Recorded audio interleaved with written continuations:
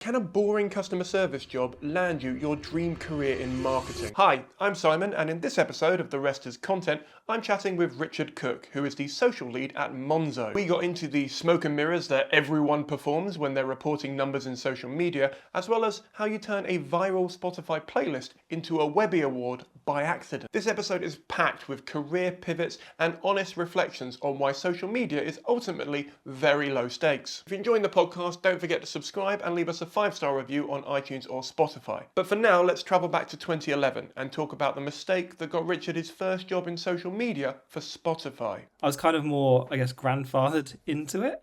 My career started, I was working in customer service. That's the first kind of real job out of uni I was doing. Yeah, it was 5 years of 2 years of that was email customer service. Just if people were emailing in, I was working at Spotify, and it was basically just I've lost my password. Doing that 10 times an hour, 8 hours a day for 5 days a week. 2 years of that. And then they were like, oh, there's this hot new thing where people are sending us customer support questions, but on Twitter. Who are these weirdos? What do they want? We were just using Twitter to just put on our news and stuff. Do you want to get back to them? And so this new emerging industry of social media customer service. And so I jumped onto that, and again, a lot of it was just I lost my password. Why don't you have the Beatles? Okay, here you go. Do a lot of that. But what we found was that yes, we could help these people on social. We could help them with their issues, but then we could also have a bit of fun with it. And we kind of just by chance, almost out of boredom from us, because no, it was me and a bunch of my mates in our early 20s, straight out of uni, and we're doing this kind of made up job, and it was oh yeah, we've solved your issue. The customer's really happy. Well, what else can we do to kind of make this stimulating for us? It's oh, let's send them a playlist. Let's make a little playlist for them, and they'll enjoy that. Oh, let's take a picture of us doing something in the office. Let's do something, and we kind of went from there, and we found out, oh, we're actually doing social media engagement. We're doing community management by mistake, purely to entertain ourselves. But it then the customer retweets it, and then that goes further, and it's oh, cool. The work we do actually is having some kind of impact beyond just entertaining us. It's creating business value in the sense that it's creating engagement opportunities. And so we did a lot of that kind of stuff. My favorite one, this is a fun story. There's this Twitter user called Tom with an H, and he had this viral, I can't pronounce his username, it was a string of letters. He had a viral tweet about his cat in this kebab shop. You may know about it. And he would talk about this tweet all the time and do riffs on it. And he had a customer support issue with Spotify, and we helped him out, and then I sent him a playlist, and the titles of the songs spelled out his tweet about his cat kebab thing, and then the Guardian wrote about it. Oh, that's so good. Not only have we had some fun, entertained ourselves, we've actually earned media technically, and so look at this amazing work we're doing. That was really fun for us, but it also kind of caught the attention of the marketing team, who were we did have a social marketing team, and they were kind of what are you people doing? We're the social media managers. No, they were super cool. They were just they were just oh, what you're doing is really interesting. We'd like to be doing more of that. Yeah. Well, we're doing so I eventually got the opportunity to actually jump over from customer service and move over into the social media marketing team, and I ended up working on the English speaking accounts. So not just the UK but global and US and stuff, which was absolutely wild. Because I'm just some boy from Essex village. I don't know about Gucci Mane's new album. It's I don't know what I was talking about. And so that's kind of how I ended up working in social media marketing. Doing it for Spotify was super fun, obviously, because your bread and butter was music, and you got to work with cool artists. You'd be sent songs early to check out, so you could write the copy. A lot of that just today I'm photoshopping Tom York's face into this asset. You know what I mean? That's fun. That's really cool. So I really enjoyed that. Although I think I fell out of love with music as an industry. Or just I just wasn't listening to the music that I was meant to be promoting. I was I'm more interested in podcasts and stuff now. So I kind of was okay, well, what else is out there? And then that weirdly, I was banking is the hot industry to get into. No, it was more a case of Monzo was like interesting. I was like, well, like this is like a new brand. It feels like Spotify was when I joined Spotify, like young, small startup. And yeah, they had an opening for a community manager role, and I was like, I'm gonna do that. And yeah, I just sort of been there for almost 8 years now, doing various social media bits and bobs. Now lead a pretty small team. And yeah, so that my way into social was through customer service, basically tossing around, trying to entertain myself, accidentally creating business value, and benefiting financially and career-wise as a result. That's brilliant. Like, yeah. Yeah. Again, we were talking in the pre-chat about this. Like, so many people just sort of fell into it. And I think that was partly because the industry just wasn't. I graduated uni like 2011, was doing customer service for a couple of years. It was like, even at the mid-2010s, I guess like 2013, 2014. That feels around the time where, yeah, like Twitter customer service was like the big thing to be doing. Yeah. So peak Twitter was useful. Twitter was being like fun and a place where you could actually like experiment with things. Not now, obviously, but like the stuff that's going on. That's good. So and I saw that you won an award for customer service. There was I believe probably a Webby. I think it might have been. Yeah, and I think that was like we introduced that off the back of some of this like the playlist stuff. Yeah. Like it was like such a simple thing we could do, which was to send customers playlists, especially with like a fun little message in them. That was our unfair advantage in a sense that we had access to the library of the world's music. That's great. We got a lot of love and attention. That is a bit of an advantage. I'm proud of that work, and it was weird making the jump to the financial services industry, where you don't have access to the world's music. You just have, entertainment is a lot of it is just like given to you, right? It's hey, today's tweet is the new Taylor Swift album. It's like, okay, I think that'll do pretty well. Yeah, there's no but whereas a team comes to me and is like, hey, we're launching a new ice surf. Fairly certain we'll get a retweet. Okay, cool. Big different challenge. Let's how do we make this kind of sexy? How do we make it engaging? But we found ways of doing it. Yeah. So let's stick with Spotify for a second then. So so you've obviously Spotify's an interesting product in that it's a subscription product, as we all know, and I would imagine not many people drop off, even if there's not like new albums. You kind of want to keep your library and all your playlists and all that sort of stuff. So what was the justification? Like, because you're not. Were you trying to get new subscribers? Was it like it wasn't like, always what super was the clear. No, some of it was new subscribers. I guess more on the paid side. Okay, fine. I also got a lot of experience in that work, like pulling. We would do really cool things like pull the top 200 fans of Ed Sheeran and target them with like an ad. So I had to learn like SQL to do all that stuff and all the paid targeting. That was really interesting, really cool. But on the organic side, it was, I guess, like much more like awareness, and so we were looking at like impressions and stuff. How much noise can we make with, a new artist release? Like, because that's what artists and labels cared about a lot of the time was how much attention are you like creating for our music, and you could see like the click-throughs and plays. Like, it's quite handy. Again, with Spotify, there's a very clear, the call to action is the link. It's like listen here, and like that is a link directly to listen to the music. So it's not like, often in other industries, it's like go to this landing page and then go from there, or go to this blog post and learn about this. It's like, hey, do you want to hear this like really cool remix? Like, you can do it right now. So like, I guess click-throughs we did care about as well, because again, that's value back to the, that's literally value for the label, the artist. That's money for them. So like it was very basic in terms of just like how much noise we make in terms of impressions, how many clicks we're driving, how many what's the engagement rate, that kind of stuff. But like, we were never like, because we were still figuring it out, this was like way before, I guess, our social media measurement became like really sophisticated. It was just like, if a tweet is either a banger or not, and you can kind of just like, that's your bang rate, is is kind of like, that's the metric, right? It's just like, it's got like become the new metric. A lot of the time, but it was the music industry, so like vibes is kind of like the currency, so it's okay, I think. Yeah, no, because I always look at Netflix do amazing work on their social medias, and I like, we've got a new show out, we've got blah, blah, blah. But I don't think they ever can like track. I mean, obviously you can see the number of like views and watch times and stuff. But I don't think they can ever track, okay, Simon saw this tweet, he clicked through, he added this to watch this, and later on he, watched it.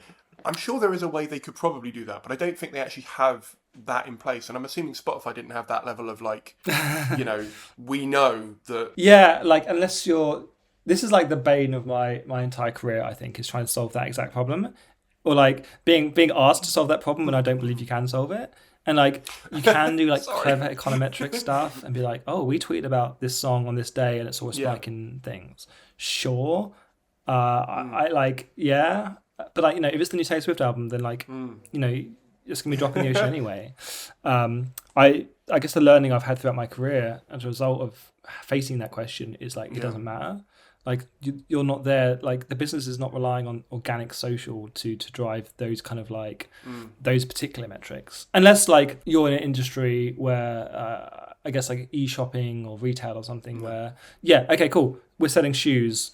This tweet will sell shoes. This TikTok with a sticker that goes directly to the shop, great, okay, that's actually quite a good funnel to drive those sales. But where it's you said, a subscription service, where it's what people are gonna subscribe from the Instagram story? Probably not. What we're doing is, I guess, A, awareness for people who aren't aware of the service, or B, deepening the engagement of people who are already part of that service. And it's I guess the Netflix one's really great because they let you know about new shows, but it's not I didn't know new Stranger Things was coming out until I saw Netflix's post about it. But it does deepen my engagement. The reason Stranger Things is so popular is because it does have this online conversation discussion, and Netflix are part of that, driving a lot of it. A lot of it is fan driven, but they're deep in that conversation. They don't just put out a show. I think other streaming services do this. They put out a show and just shelve it, joining that conversation or encouraging the conversation. So engagement is a very wishy-washy term and doesn't mean much, but I do believe fundamentally, I just have to put faith in the getting people caring about what you're doing does help, and you do see that. It's just very, very hard to measure any other all other marketing metrics, unfortunately. I completely agree. I mean, for the last, I would say more than 5 years, but especially in the last 5 since sort of the pandemic time, I've started to see organic content as basically the touch point between purchases for brands. So I basically think all I'm doing is I'm trying to keep that relationship going, because realistically, I work a lot with FMCG brands. So you're not going to necessarily buy another can of Coke because I posted about it, just for an example, right? But I can keep that relationship going between cans of Coke. But when it comes to something like a subscription where you already have the product maybe, and you're paying it every month, and like you said, your biggest frustration maybe is that you don't have the Beatles on it. You know what I mean? It's interesting to see how you have to look at the same metric that I look at in that light, it's so true. I think that's my big learning is Netflix social aren't selling subscriptions.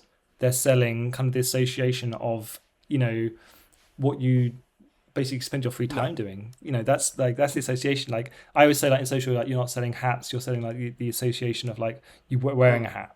By promoting the idea of doing this, it's normalizing essentially streaming, or normalizing Stranger Things is the big thing everyone's talking about. That's their job. It's not to sell the thing, it's to essentially create the demand, or as you say, sustain the demand, which is a slightly revolutionary way of looking at it, but it's actually very simple and makes sense. The temptation with marketing, marketing science and stuff, is this very clear not even multi-step, just a 1, 2, 3, 4 direct attribution, where it's cool, they saw our ad, they clicked on the ad, they went to the web page, they clicked the call to action on the web page, they went to the Play Store, they clicked on the thing, and that all just being very elegant and not messy.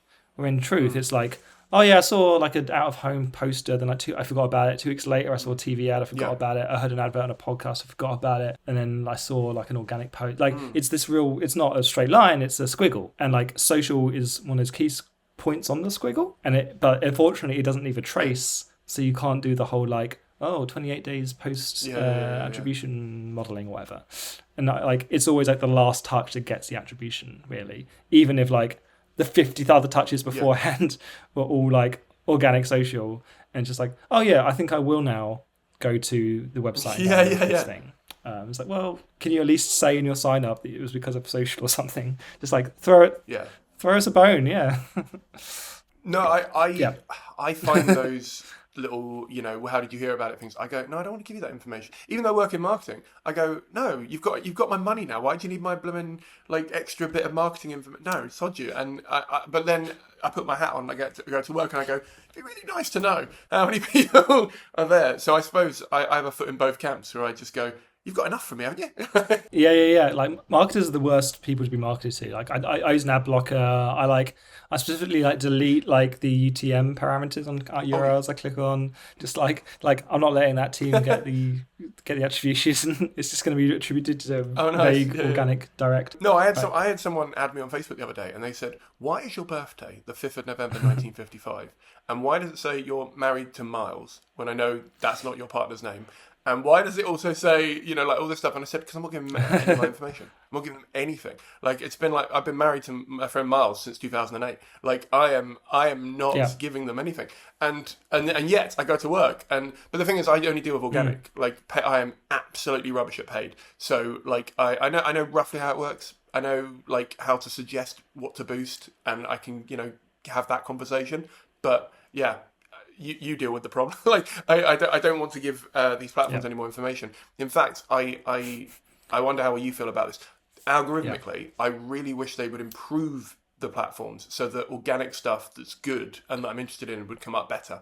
Because I just don't want to see the ads. I want to see the interesting content. That's the reason I'm there. Yeah, it's interesting because they always say don't make ads, make TikToks, right? There's just like the platforms kind of tell you to like make organic content, but like it never really ends up that way. It always ends up like the paid team run paid ads and the organic teams run organic stuff, and the two don't really meet ever.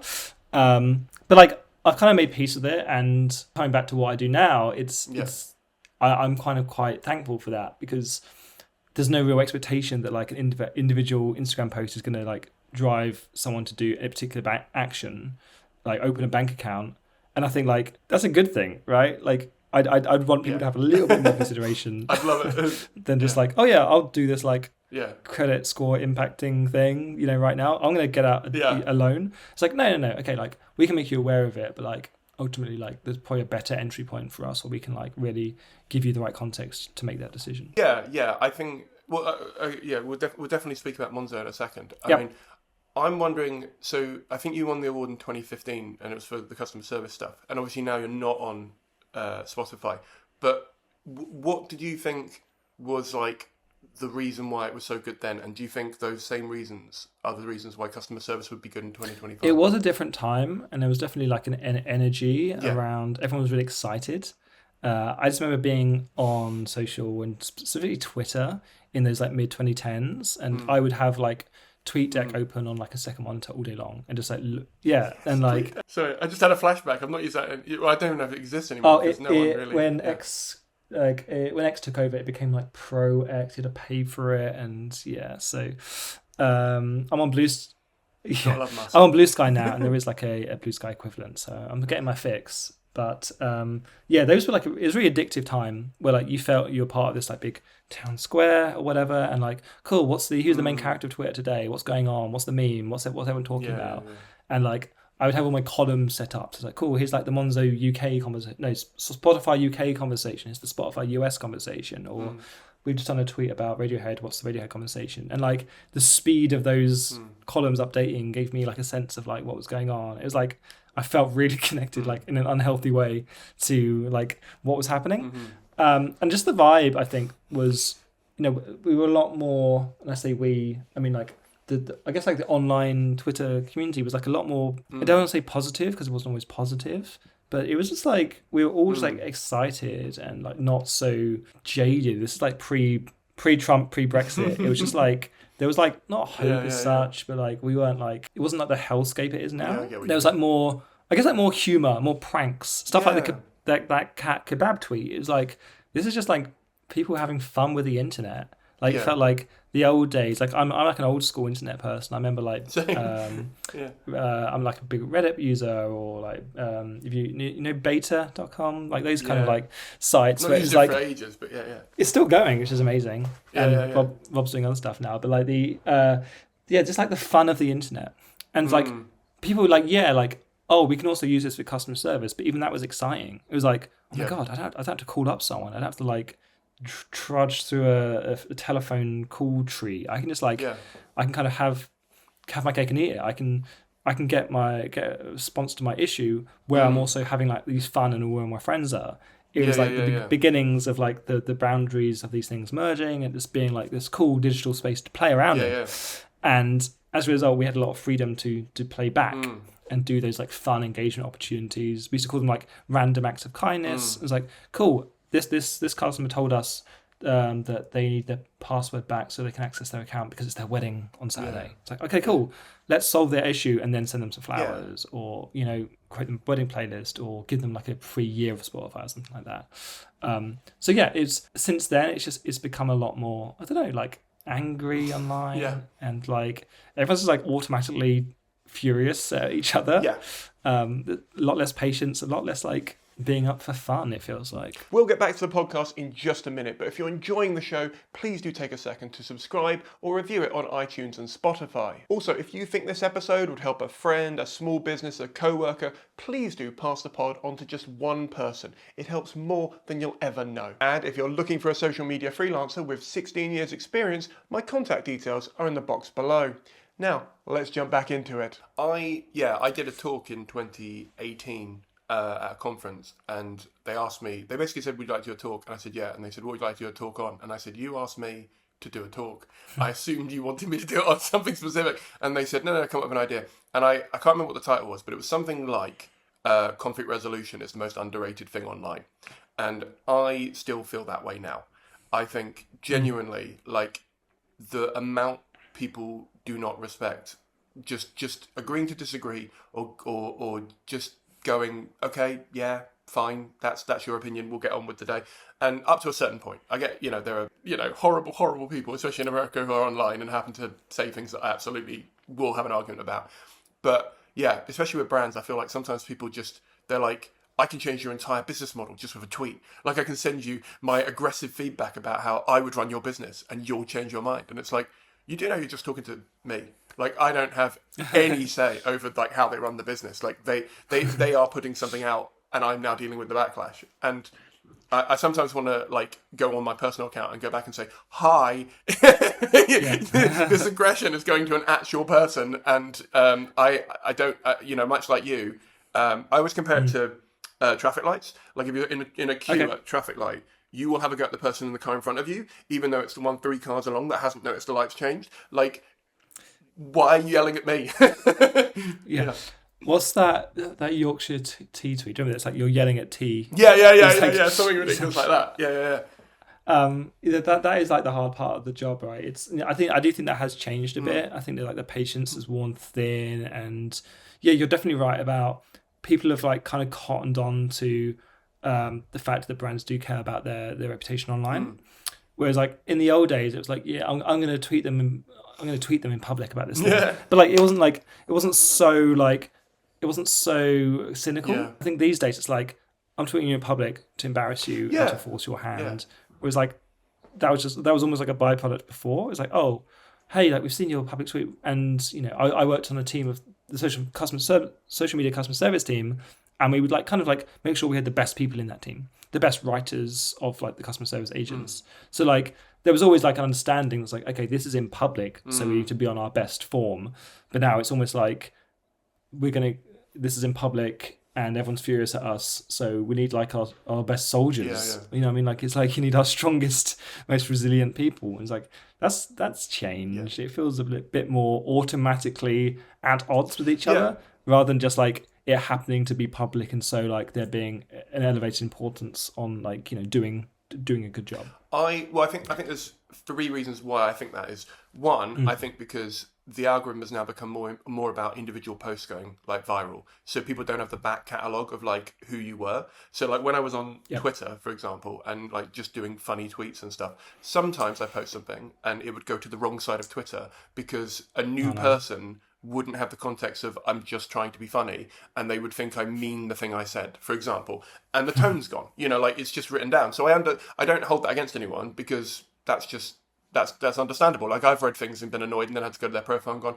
oh, it's a satirical account or something like that. But they've not bothered doing that. Yeah. And I think the second reason is because everyone is especially creatives. They're doing stuff largely because they need attention or like to keep their business going, and because they're doing it because the business model is like they're already doing stuff for the business model, and as a result, they're not necessarily thinking, oh, okay, how is this going to affect me long term? They're going, right, today I saw a really funny thing from Piers Morgan, who I don't like, but he said something. He said, the one big thing I have in comparison with Trump, another person I'm not a great fan of, he said, we will get up in the morning, and if the news stories are not about us, we will post something that makes it about us, because we need that attention for the shows or the things we're promoting and trying to sell. And I was like, okay, I'm kind of doing the same thing, but in a less toxic and horrific way. But I also go, maybe don't do it every morning. Maybe maybe don't make that your first thought. But I think creators do that and brands do that, and so I think that wears thin on people when when brands are saying our aim is to be authentic. Well, you're not going to be authentic because your aim is to basically get attention. The reason TikTok is becoming one of my favorite platforms is because I think we're about the same age, but the YouTubers that I really liked, which is someone who recorded themselves talking to a camera, maybe a few edits, but that was it. And now you get that on TikTok. You just have one person talking to themselves on their camera, and you can't get more authentic than that. And so I find that I don't have to. Actually, I do on TikTok. I always have to say I'm asking this in good faith because otherwise they think I'm not, and they think I'm doing that. And I understand that because I think there's a lot of people on there who are asking questions actively to rage bait or to cause that. And I think brands do it a lot as well. I mean, I don't think Spotify or Monzo have ever done it, but yeah. Well, we are all attention seekers. That's what marketing is, right? It's seeking attention for business reasons. That's the definition of marketing. And like awareness is top of the funnel. Yeah. And it's what we're measured against. I set my quarterly half goals on impressions and views, like how much noise have we made. And is that for Monzo or for Spotify or both? I guess the goal setting is now I'm like more leading it at Monzo. So yeah, literally it's like how many impressions did we create this week? There is a cynicalness to that. I don't think we're in the same category as like the deliberate rage baiters. But, like we've all like definitely looked at our weekly, monthly reports and be like, okay, can we put some engagement bait? Can we yeah. We're looking a little low on the old till this week. What can we do? And then you put out a kind of like, what do you call this bread roll? Kind of thing. We've all done it. There's no shame. It's fine. Hopefully you don't need to rely on that kind of content. But yeah, it's weird operating in the attention economy in that sense, because you're kind of I think what I sometimes find hard about social is you never really get to lock in your wins. Yeah, you do a viral post, you have a great week, and it's like, cool, what's next? What you got next? What else you got? Yeah. And it's like, well, I just did that just got like 3 million impressions. And it's like, yeah, that was last week. Like, you got like, yeah. Well, your feed is now blank. What have you got? I'm like, yeah. Was like your impressions are incredibly down this week. Oh, yeah. Well, Taylor Swift launched an album last week. Of course they're down. Yeah, and looking at it over time is especially like hard because you have to like remember what you did every basically week and be like, that was the week we launched.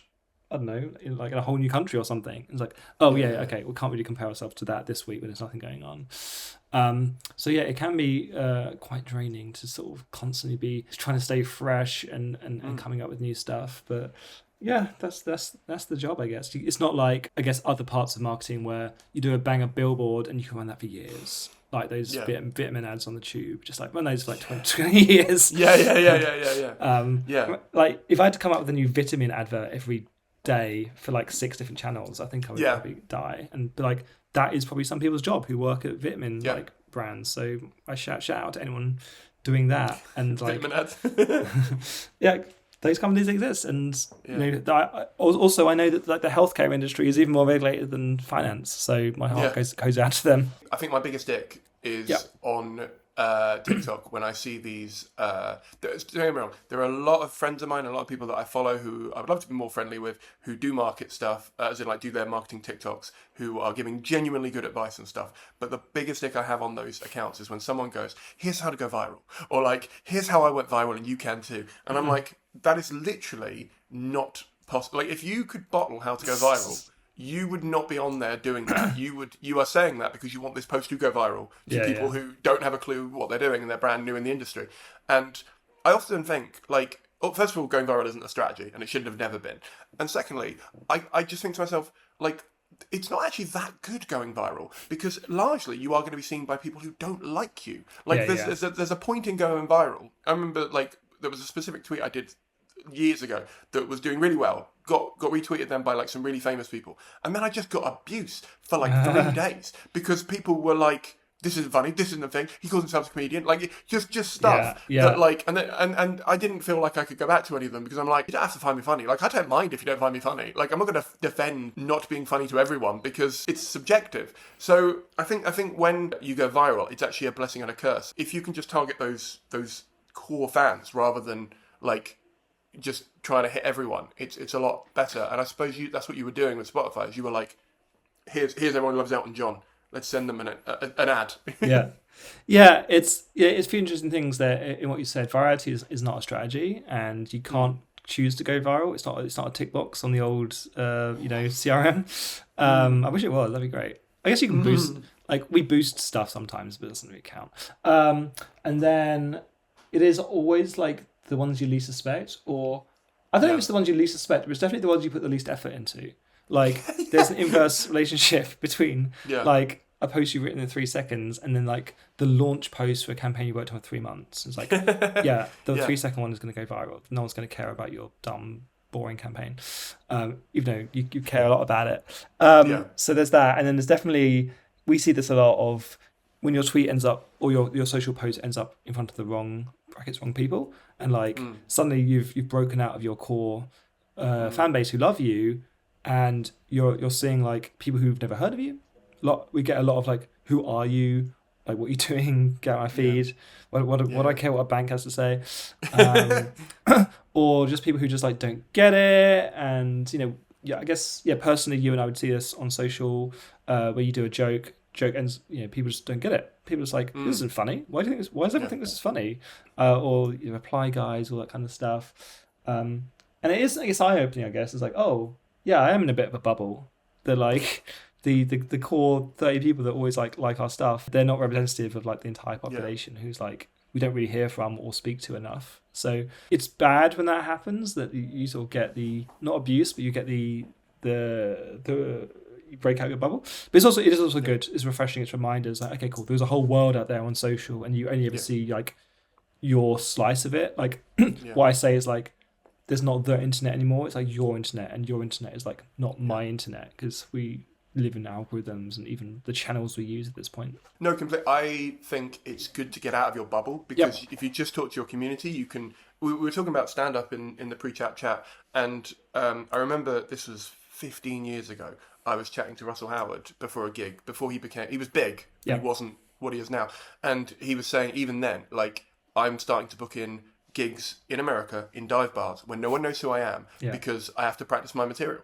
And like, if I do it in the UK, I'm just going to get sycophant, like, not in a nasty way, but I'm going to get sycophant fans who are going to laugh, and I'm not going to know if it's ever any good. And so I feel like that's like the real life equivalent of like breaking out of your bubble. Literally, he's got to go all the way to like another country, to some bar in the middle of nowhere, and just stand there where hopefully nobody knows who he is, and just try the material. Fortunately, like, we don't have to do that in marketing, but But I guess there is an equivalent. Like, I've always been super lucky that like I've never been at a company from the start. Always joined like just on the like I guess early adopter stage, right, of their like market growth, where they're already kind of cool. So like Spotify, I joined probably like a few years after it launched in the UK. It wasn't huge yet, hadn't really broken America, but it was like not unestablished. It was huge at uni, for instance, and like everyone at uni used it, and that's why I went there. And like Monzo was kind of the same. It hadn't quite hit. It was maybe like a couple of 100,000 customers in the UK, but like still in that quite like London, Shoreditch area. Like it wasn't like the huge, however tens of millions of customers we have now. I don't make a claim that will be out of date. You're not there anymore. You can say what you like. Oh no, I'm talking Monzo now. So this is like. Oh, sorry. So I said Spotify. So again, they were like up and coming, cool, and like the reason I went to go and work there was because it was an established brand. So I've never done that thing really of, if a new brand came to me tomorrow and I did social there, I don't know. I don't know if I have those chops to grow it from scratch and like be that. to use your metaphor, that'd be like a new comic coming onto the scene that no one knows, that has no audience whatsoever. I've always like been lucky to sort of piggyback on the pre-existing audience. So yeah, I totally hear the kind of like the audience challenge of it's great to have an audience, but it's hard to like give that up or try and build one like totally from scratch or out of that bubble. Yeah. See, I have launched channels on social media, but I always felt like I was cheating because they were for brands that existed. Okay. So like they always existed in real life, and therefore they had. I remember the only one that I don't think exists anymore. So I don't know if I'll name it, but I can't remember because I don't drink it. It was an oat milk brand. Okay. And they were part of. They'd been bought by some big company. I don't think it was Unilever, and they wanted to launch it. And I was working on another brand they had, like a yogurt brand, and they said, "Would you help with this?" And we launched it, and we were about 3 months in, and they were like, "We're getting nowhere." And I went, "Yeah, because nobody knows what it tastes like. Like literally nobody knows. Like you've done no experiential, you've done no taste testings, you've done nothing in supermarkets. No one's gonna. And if they do follow it, we're now trying to get over the hump of like you're following the account. You're not like interested in trying the product. You're now just following it for the fun of following a milk brand." Hang on one sec. Okay, Google, stop playing. Sorry, I have it randomly plays Bad Habits by Ed Sheeran at some point in the morning to remind me to do my stretches. That's 'Cause good. I'm trying to like create good habits with the song. It's a whole thing, but I don't know when it's going to go off. So it just You should goes post off that when it on wants. LinkedIn. That's like the ultimate productivity hack. What? Getting my thing Yeah. to play a song. Yeah. I don't think anyone else needs the reminder. I think I'm the I'm the outlier, lazy outlier. That I mean, now my stretches aren't going to happen because this is what happens. I tell it to stop, and then I forget that I have to do them all day. But That is yeah. the flaw. That is the flaw in the system. You could My just not physio do will it. be very, they'll be really annoyed. But what was I saying? Literally forgotten everything. But yeah. So I was going to ask, like, I'm sure you've had to like change the tone of voice for like Monzo over time, or you've had to like update it. How do you decide when to do that, or how do you decide like, okay, this isn't working now. We need to be more Gen Z, let's say, which is the big thing that everyone's saying right now. Yeah, the Monzo example is interesting because again, I joined and was lucky enough to inherit a lovely tone of voice. Actually started on the same day as like the I guess the head writer joined.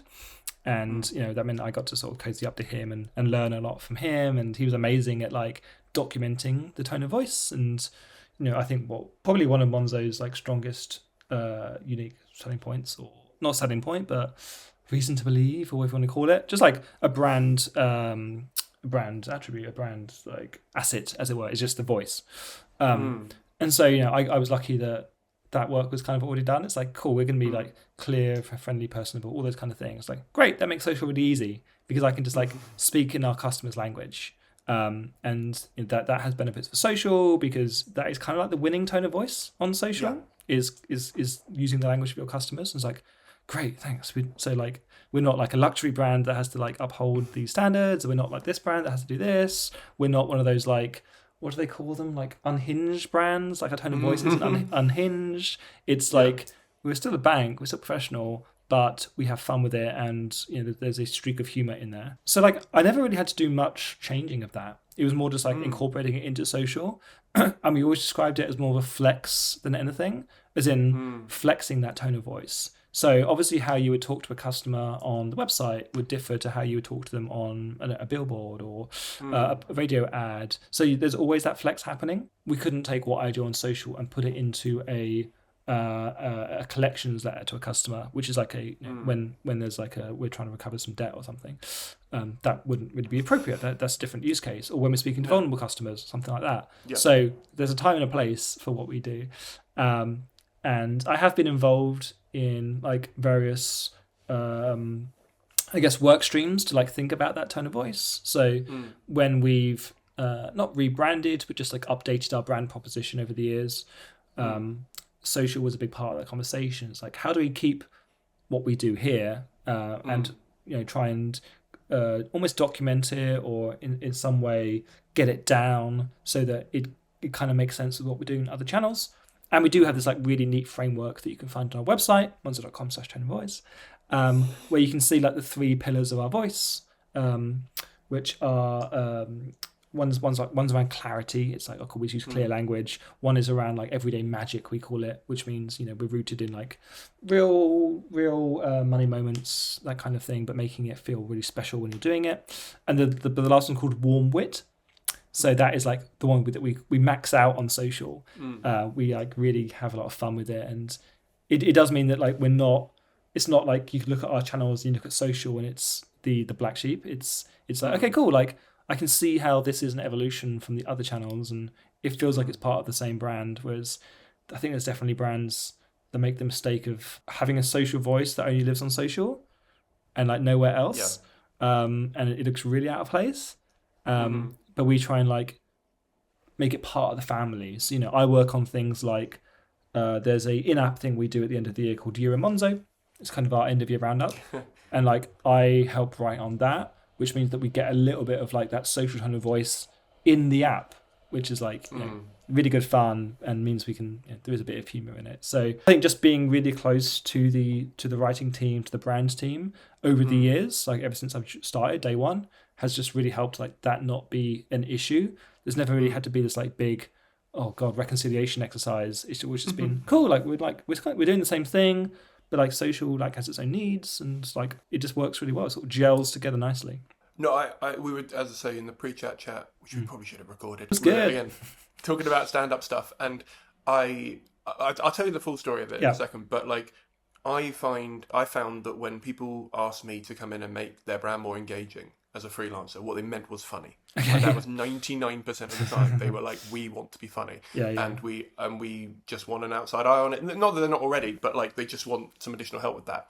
And I told you about the time that I did. So the full story was I'd been working on Toblerone, and they'd asked me to come in, and they basically said, we need like 150 puns on triangle.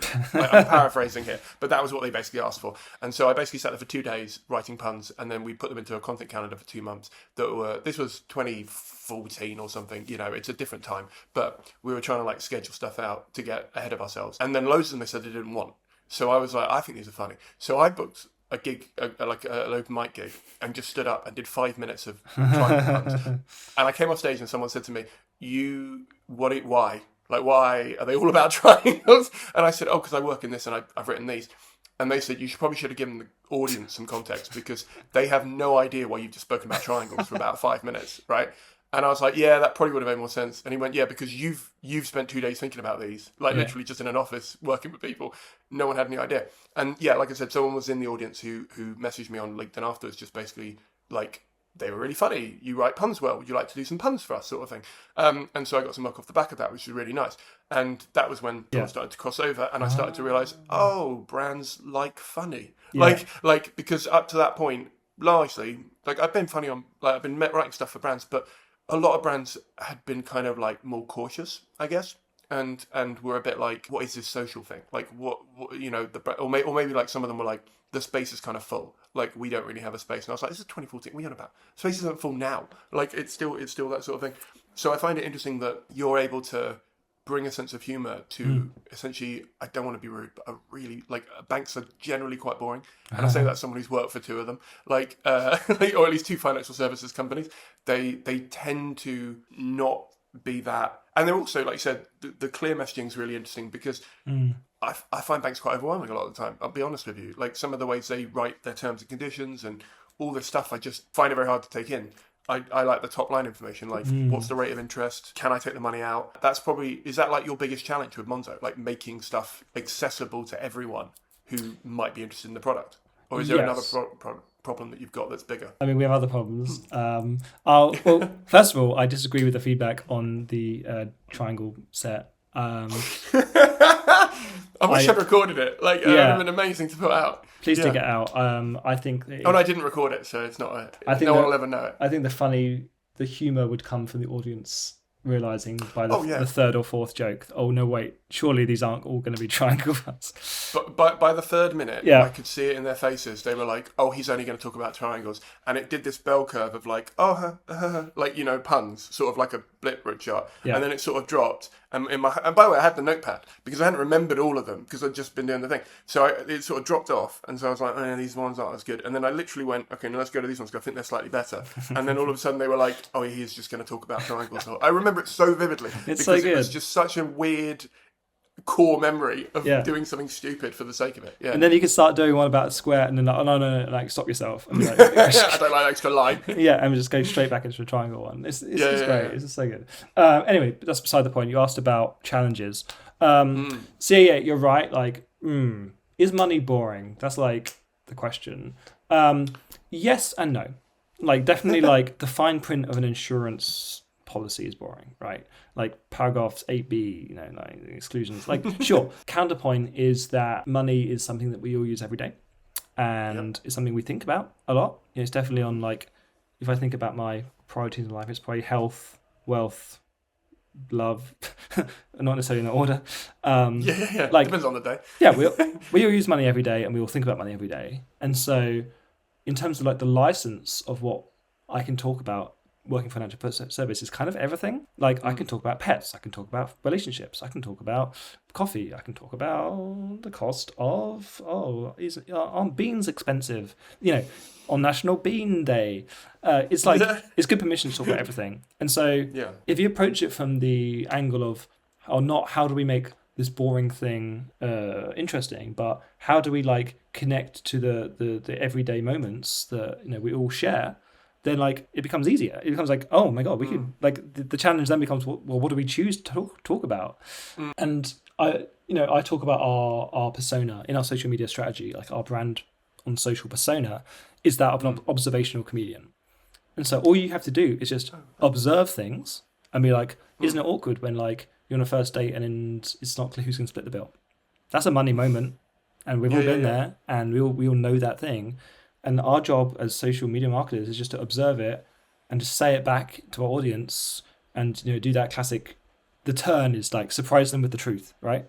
Just be like, hey, isn't it all, like, act it out, do a skit. It's like, and like you can just do that like infinitely almost. Like that's what most of our brainstorming sessions are like, cool, we're launching under 16 savings accounts or whatever. Like, what are some like moments for them? Or, you know, you get insurance. What's some funny ways that you've like broken your phone over the years? Like, just list that out. Christmas is coming up. What are the money moments at Christmas? Oh, cool. When you like open the card from your gran and try to ignore the money falling out. Like, those are. Suddenly it's not boring. It's like you see them everywhere, and it's like, okay, cool. I'm looking at, I don't know, this mouse. And I'm like, oh, cool. This mouse is. Think about all the funny mice money situations they've been. So that's not the challenge. There is like more of a kind of like industry challenge of working in a regulated industry, and so often we're up against restrictions there. But that's more of like a technical challenge of like, you can't just say whatever you want. Like, it's not like I can say at Spotify I could just be like, the new Taylor Swift album is the greatest piece of work created by a human. Yeah, which may or may not be true. Whereas, you know, depends on the album. She's had her moments. But then the bank is like, cool, can you substantiate that claim? Is it misleading? Is it fair? is the you know, disclaimer of balance prominent enough in terms of like where it sits on the asset and the font size? It's like, oh, okay.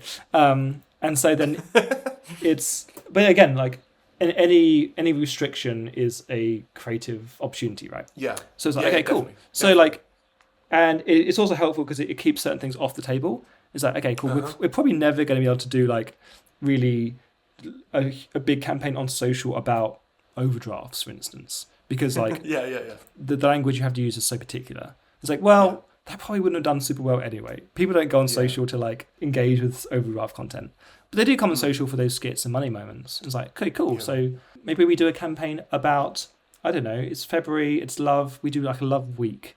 And it's all like funny money moments. We work with some creators who create skits for us and that kind of thing. So, long-winded way of answering your question. I think the way to make something boring fun is to find the fun in it. And we're lucky that there is so much rich ammunition to pull upon just in our everyday lives. And, you know, I've talked to people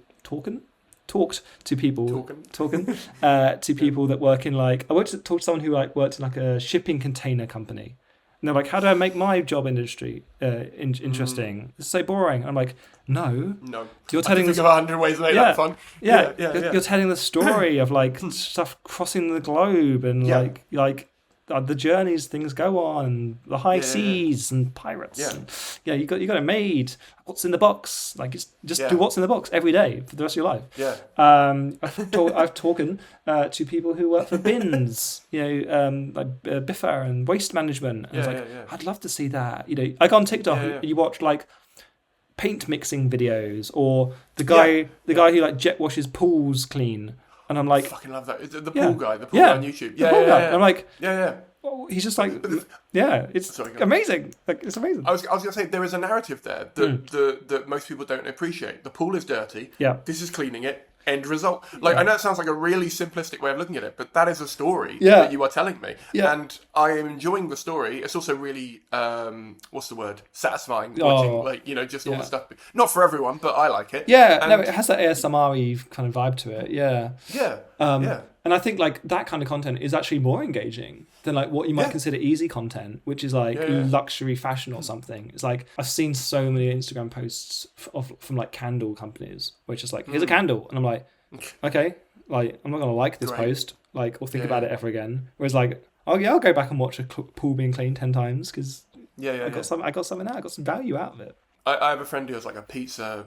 What they call like truck thing, who was like looking for ideas, and I said, record yourself making a pizza, answering questions from your community. And they were like, no one wants to see me I went, people want to see you making pizzas. And I got an apology text because I was like, it's literally, you say, okay, Dave has ordered this pizza. Let's start making it. So what questions have you got? Let's do the question. And it's also the 2-tier thing where, those videos, I hate them, but the ones that are like got, I don't know, Roblox. At the bottom half. And it's like you actually answering the question because people just have no attention span that are watching those. Well, it's the same thing here. You've got two things going on. We're enjoying ourselves, Yeah. If you think about it in the last couple of years, like 2 examples spring to mind on that point, like Spud Man or Spud Bros, the Jack and Potato lads. Jack and Potato guy. Yeah. Huge. And like what they're doing, they're making Jack and Potatoes, probably the most basic food that Britain has to offer.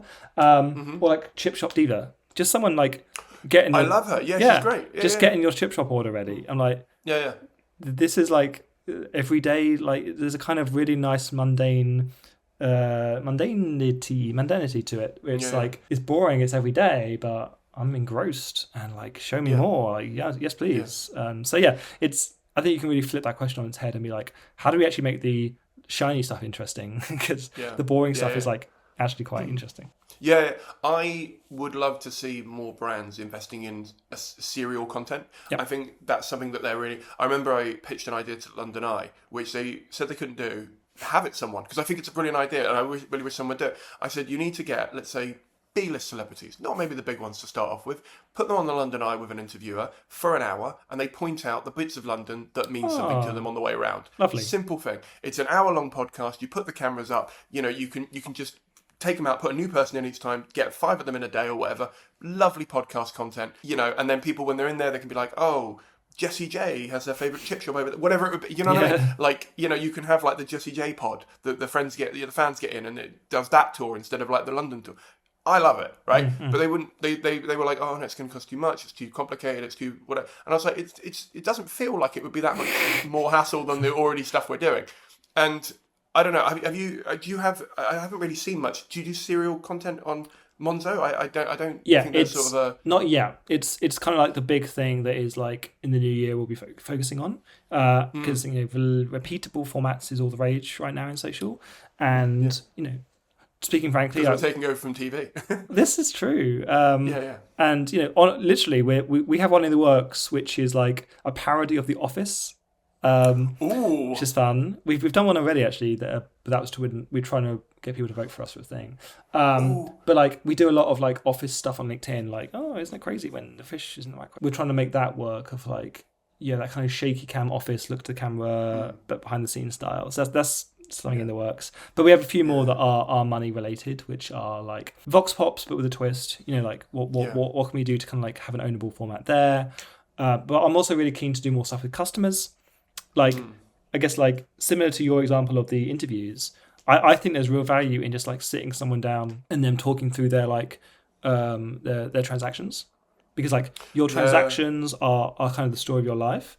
So it's like, cool, show us like what last week's transactions looks like. It's like, cool, so that's when I went to the pub, that's when I got the train to see my nan, that's me in the gift shop. It's like, I'd watch that because I'm nosy. There's definitely something in like that kind of money diary through the keyhole kind of style content. So watch this space. It's just, we've been a very small team for a very long time, and we're finally getting our shops together. There was a brilliant podcast, I don't know if it still exists, I think it was called My First Amazon Purchase. Ooh. And it was literally people like getting on, I would say, mid-tier level comedians largely, to go back to their first Amazon purchase and talk about like I think it was the first 10 Amazon purchases, but like the premise was, back in 2007, why did you buy that DVD? Like, what was the reason? You should definitely look that up as like internet as well. No, that's what I need. We had a fun thing on social for a bit that was like, the last thing you bought on Monzo is your tractor on a desert island with. That's great. How screwed are you? And it was great until we found out like, what's the last thing you bought was like a security question. I think like we used to like verify entities. So it's like, okay, we'll kill that off. But there's, again, we're lucky that in like, because money touches every aspect of your life, it gives us like a license to talk about like so many aspects of life. We could have a whole money relationships format, right? We could do like a blind date thing. We could have a whole money and pets thing. It's like every vertical of like life is like there for us, and the hard part is just like almost choosing which one to go down. It's just like, where do we start with this? I would. I'm not going to turn on a job, but like I would start a separate channel for like a Vox Pop Talking Head channel. I mean, Subway Takes, for example, like something like that like is, what's your last purchase or something, like just a brilliant series. You won't believe how many decks we have where it's like we've mocked up putting a microphone on a Monzo cart. Like on Subway Takes. Of course. It's got to be that. Yeah. There's two brands I can think of that are doing a series really well. One is a small record shop in America that I am engrossed in. Like literally, they put up this first video. I think it was 2 minutes long. It was not very well edited, but it started with literally, we need a new member of staff to the team. Okay, and then it cuts someone else just like, oh, I've got this girl coming in. We're going to interview her later on today, and then it just sort of had this title card of like the record shop diaries or something ridiculous, and then I realised, it's all scripted. Like, because after a second, it was like this. Obviously that was scripted, but what I meant was like that was already a member of staff, and they keep putting up this series of like basically like a sitcom in a minute of like the record shop going wrong, and I keep watching it, going, this has been brilliant. That's great. This is better than anything. And then there's this other one that's it's a car dealership in America. I'll dig them out and send you links if you want. But there's a car dealership in America that literally they say almost a loud part quietly. I haven't seen them for a while, but what they were doing was like, so say someone comes in a suit, like all of a sudden two of the guys like scrambling to get out the door, like this guy's rich, like we want to sell him a car, like he's definitely going to buy like a really expensive car, and then like someone else comes in and like wants to use the toilet, and like the person's just like still doing their nails, just like, yeah, it's over there. They always say the loud part quietly and the whole thing, and I'm just like, I don't know if you've got this past like head office or not, but for me this is so great. I mean, I'm never going to buy a car from you because I'm not in America and I don't need one. But in terms of marketing, it's brilliant. Yeah, there's a real creativity there that like I think I embrace, and it's like that's still the fun part of social, is just the experimentation. And I guess like the closest we do have, if I can indulge in a case study just for a sec, is we do this office content on LinkedIn. And it always did really well, and it's kind of our thing. In the content, we would have this like recurring character called Greg, and it's like reasons the office sucks today. It's like the printer's broken. Greg's in, and it's like and Greg was this like fictional nemesis. And then shout out to my team, shout out to Namisha. We had the idea of like, okay, what if we made Greg his own like LinkedIn account? So now there is a Greg at Monzo account. You can follow, and he's like the kind of, we've got a whole doc which is like his personality, but he's like he hates the social media team. He's like just like always like he hates us because we never do any work. We're always running around the office filming stuff. And Greg does better than the main account some days, but like to me that is us experimenting with like world building and lore, and like there's like kind of like a background plot and recurring characters going on there, which like isn't quite the same thing as repeatable formats, but like in a sense it is that kind of, if you know building a world around your brand and online with your Yeah. content, like which Duolingo did really well with like Yeah. Owl and stuff like that. But yeah, I think that's the next step, and because I think it's not just about doing something over and over again. It's about like creating like a little kind of universe and inviting your audience to get involved. Where in lockdown, I like we're talking about like the good faith thing. I started putting a hat on, and I came up with a character, me in a hat, and he was just in grayscale, and he would always ask the let's say devil's advocate, not like very nice shitty questions. And eventually, I made a TikTok account. It's got nothing on it, but it's just called Me in a Hat. Okay. And he would get in the comments when people would just be like, "Me in a Hat's a real dickhead," and I'd be like, "Oh, fuck you!" Like, I'm not like that sort of thing. And eventually, he started getting followers, and I was like, "Okay, I'm gonna have to maintain now like this separate account for like a thing." And I've dropped it. I think it's still up there, but like for ages, people were like saying, "Why isn't Me in a Hat uploading his version of this video?" Or like, "Why isn't he a thing?" And I was like, I know it's me in a hat, but also it feels like you've got this weird connection with the worst part of me and like the character that I'm building here. So yeah, I think there has to be more. I think what I find interesting most about the main two brands that you've worked for, is so I think people buy from people, and I think the way we're going is that people want to be brands and brands want to be people, and both Monzo and Spotify don't really have like a Duolingo Owl or like a Colin the Caterpillar thing that can walk around. And I like how you've tackled that, but like, has there ever been like a hindrance that you've not got a CEO that's like the face of it, like a Ben from Gymshark or a mascot that could physically be in the world? Yeah, of course. I think both being digital online services is just makes stuff tricky because you don't have a thing you can put in front of the camera very easily. At Monzo, we've experimented with like the mascot stuff. We do have this like little plushy toy version of our card, and like he'll pop up from time to time. Love it. But like we never really like went all in on that because it felt a little we were retreading in someone else's strategy to some extent. Right. And also, there's only so much you can do with like a little puppet bank card. It's always there if we want to do stuff with it. So yeah, it's been more about okay, what can we show? And with Spotify, it's just like, well, there's music and you can just play around music. With Monzo, yeah, we've had to kind of rely on ourselves a lot and be like, okay, well, what can we build a brand around? And we've never like been super comfortable with having ourselves as the face of the brand. It's not like oh, people know Richard from Monzo. Like that's not. I don't particularly want that. I'm very happy to be. You don't want to be Howard from the Halifax. Exactly. I'd rather get Howard onto our channels. You know what I mean? Than become Howard myself. It's that's never been like our strategy is to like hero individials because like.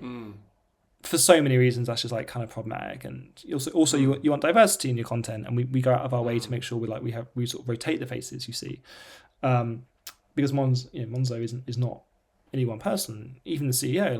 It's that's not what we're about. We're not like fundamentally like a founder-led brand like some of the others are. So that's less important. It's more about like our product, and that's the real hero, and I guess like our connection with our customers. So yeah, we have to find other ways. I guess like the hero is more our voice, I guess, or even just like how we approach social, which like is a lot less tangible than like a big old green owl, but is as much like a character, right, as anything else. So yeah, we have the card, I guess. Like on our visual content, we always try and get a bit of hot coral, our signature color in, and like that helps maintain some brand consistency. But there's it's ongoing thing of like how do we like really have ownable brand assets like in what we do. But yeah, we're getting there. Yeah. I find it's quite interesting because I know Waitrose, and I'm going to get them on because they went around to all their stores and basically empowered all the local stores to have local TikToks. And I remember for weeks I was getting loads of these because I watched one, and all of a sudden I'm getting like Waitrose Essex, Waitrose Epping, Waitrose whatever. Other E-based locations are available, and I just. I put a post out, and this person got back to me and said, "Oh yeah, that's because we've just launched like hundreds of TikToks for all the local stores, and we want to champion the people there." And I suppose for Waitrose that kind of makes sense. Yeah, you maybe couldn't do it for I've worked for like Lidl and Aldi and Tesco and stuff before, and you'd struggle with that a little bit just because of the way the business model works there. And I understand why with banking it would not work as well. I wonder if it would though. Like, I guess that'd be weird if you walked into your bank branch and like the staff were like doing a TikTok or something. Yeah. Well, I think the problem is that, yeah, the main reason I think people go into a branch these days is they've got something specific they have to do in branch, and sometimes that's not that nice.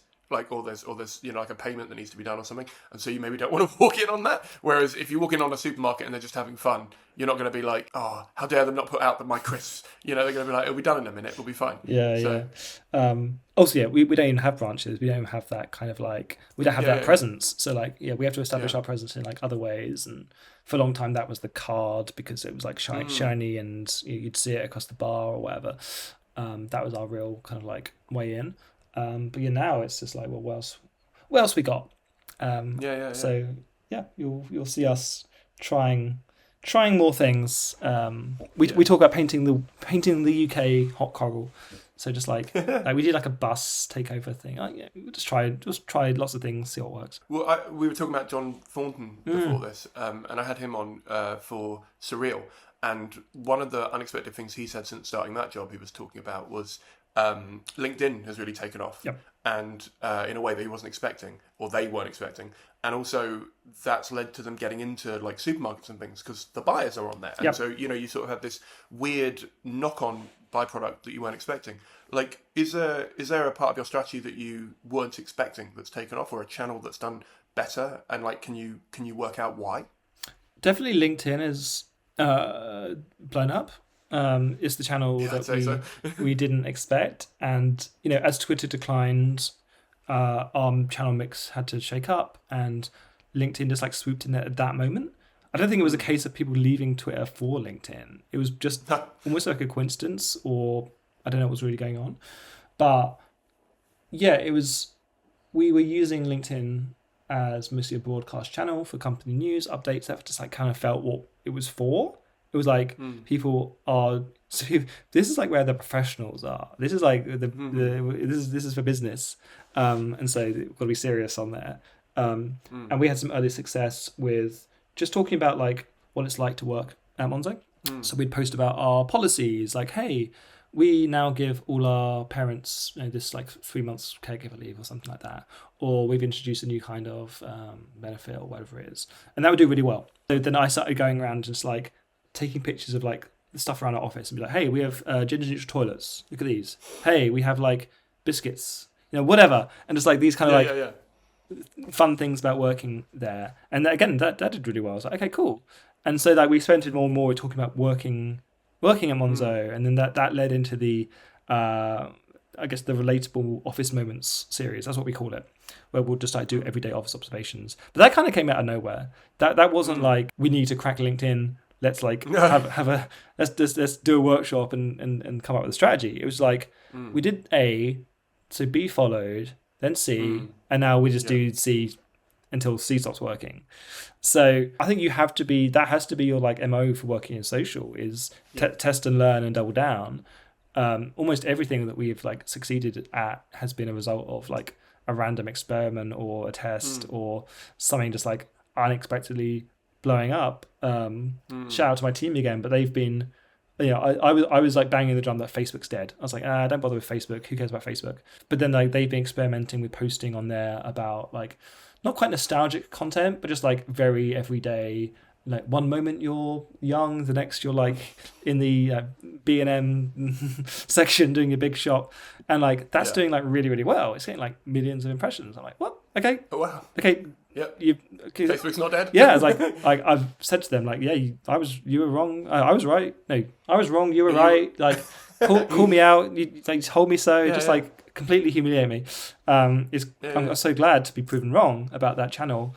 So social can still surprise even me, and I've seen everything at this point.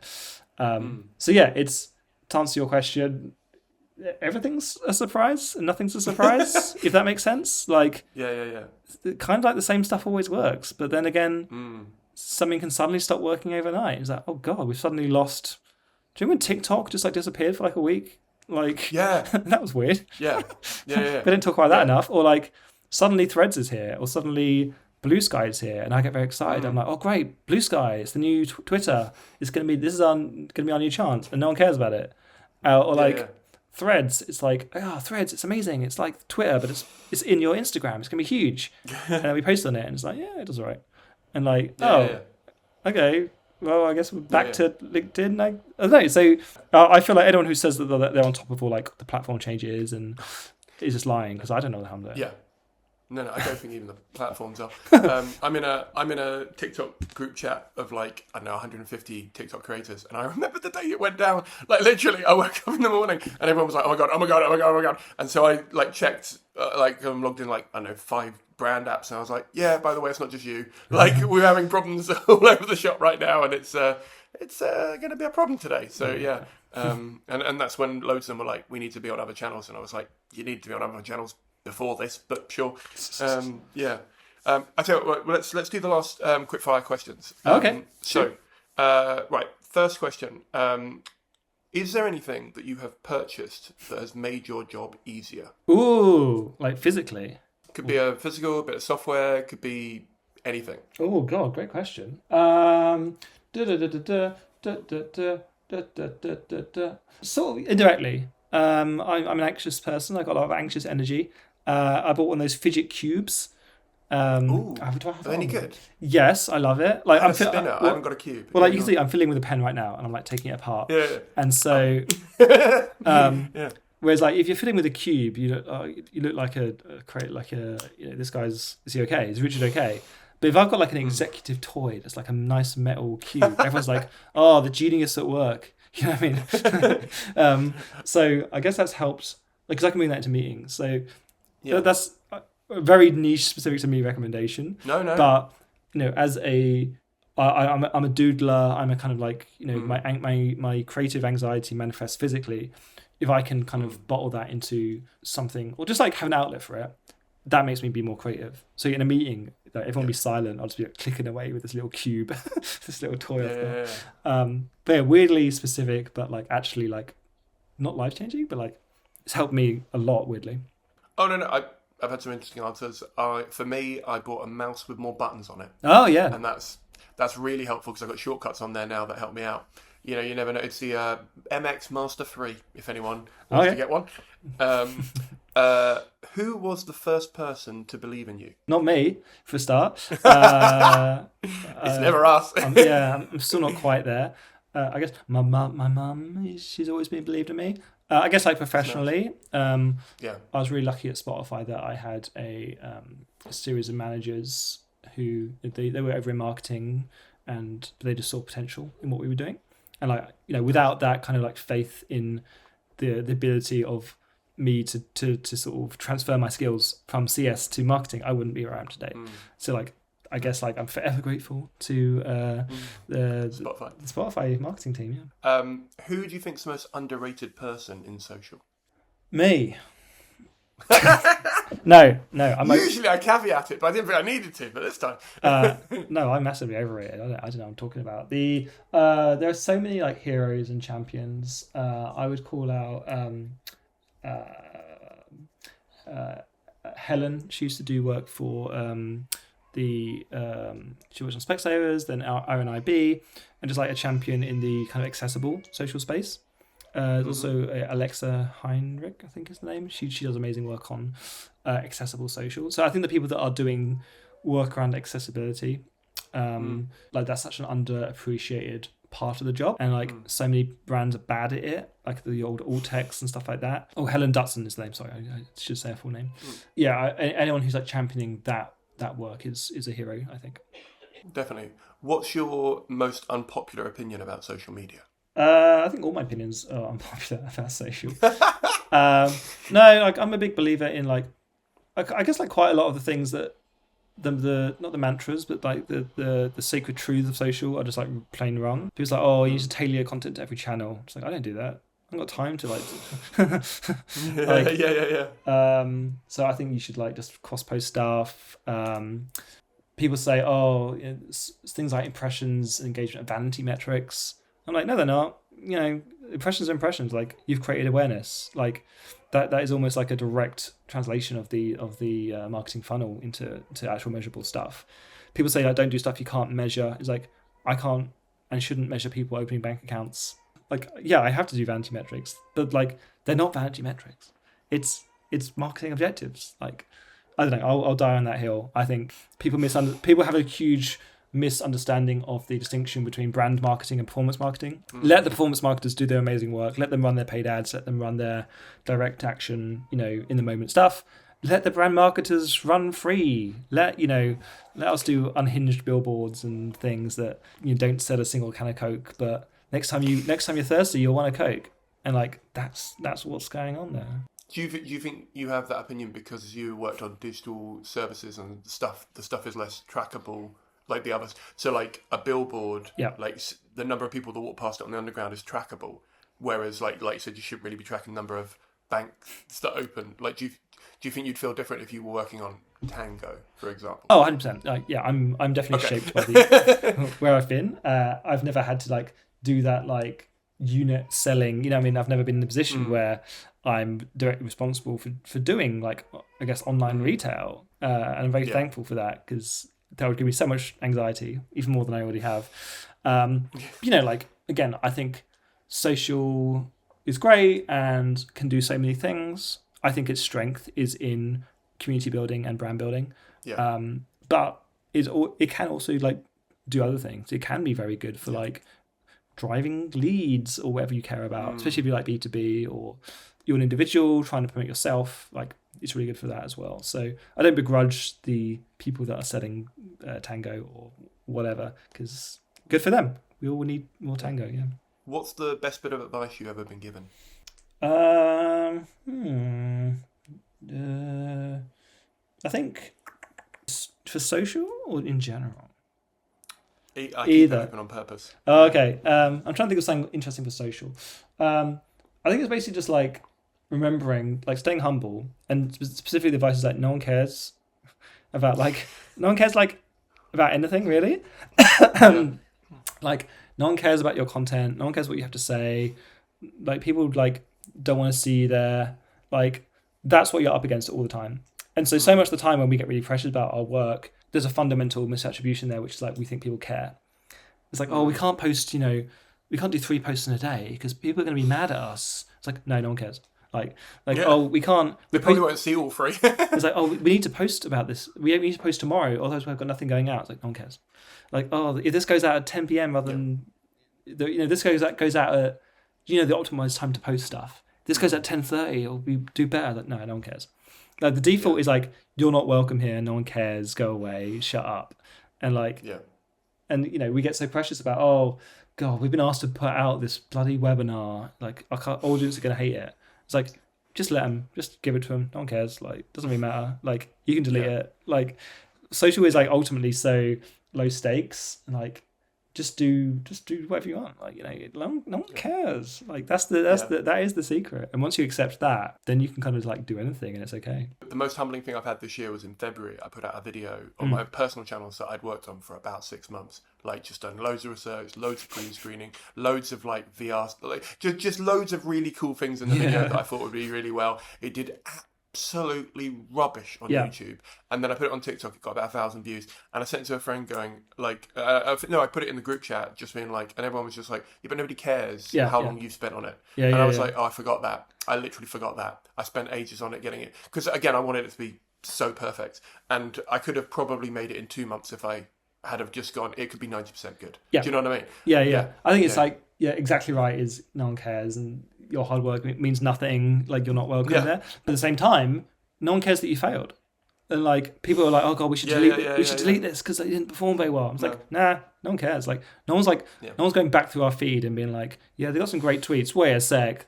This tweet got 1 like. No, like no one's scrolling your feed. No one's looking at your old posts. People barely read the posts you do put out. People will just read the headline. Like there's so much like people just don't care, and like we think they care because we care, but like we should care less.